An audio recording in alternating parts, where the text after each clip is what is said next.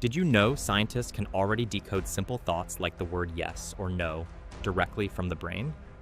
Hello, explorers. Today we're diving into a technology so powerful it could transform medicine, revolutionize communication, and upend our understanding of privacy. It's called a brain-computer interface, and it's no longer science fiction. It's accelerating faster than we imagined. Imagine this. You think of a word, and a computer types it.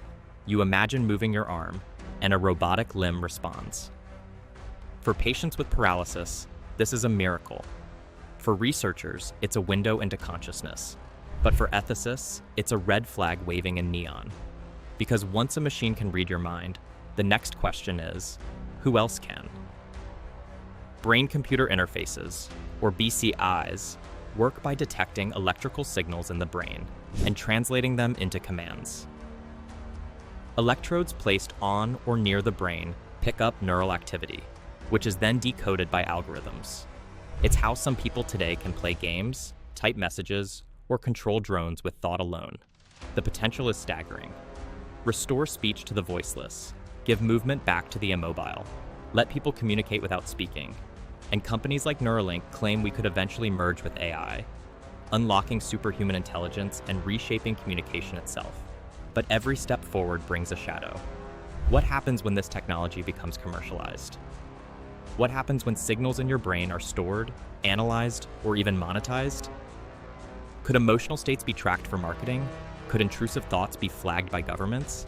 Could private feelings become public data?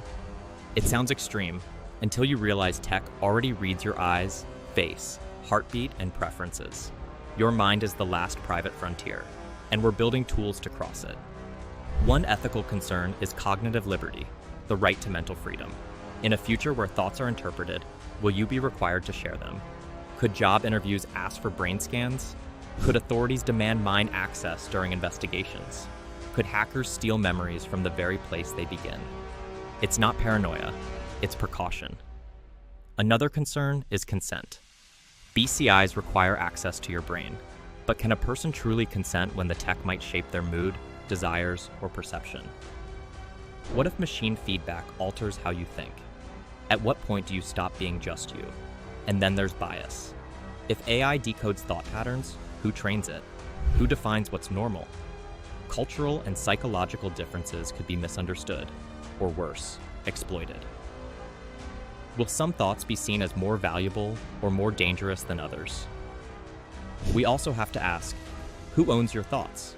Is it you, the device maker, or the cloud server where your neural data is stored? If you generate brain data but they process it, who gets the rights? And what happens if that data is leaked or sold? It's worth asking, can thoughts be copyrighted?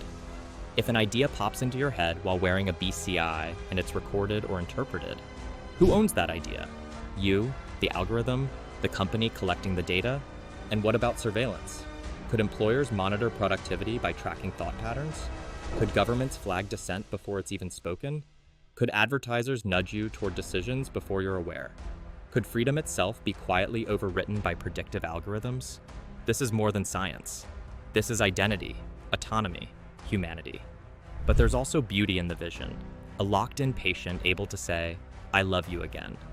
A child born with paralysis able to draw for the first time. These breakthroughs aren't just technical, they're deeply human. And they must be protected by ethics as strong as the code driving them. Imagine a world where thought is the new interface, where words are optional, where brain-to-brain communication becomes real. It could bring an era of understanding, empathy, and expression we've never known. But without boundaries, that same tool could be weaponized. Some experts call for a neural bill of rights, mental privacy, identity protection, and the right to cognitive enhancement without coercion. Others warn that regulation must catch up fast, or we risk building a future of brain surveillance before we even understand the consequences. We must ask these questions now, before the answers are decided for us. Will we use this technology to heal and connect, or to control and extract? So what kind of future do we want? One where thought is free, or one where it's just another commodity? Comment your thoughts below. Like this video if it made you think. And subscribe for more deep dives into the crossroads of consciousness and technology, only here on Next Gen Science. Let's keep exploring together.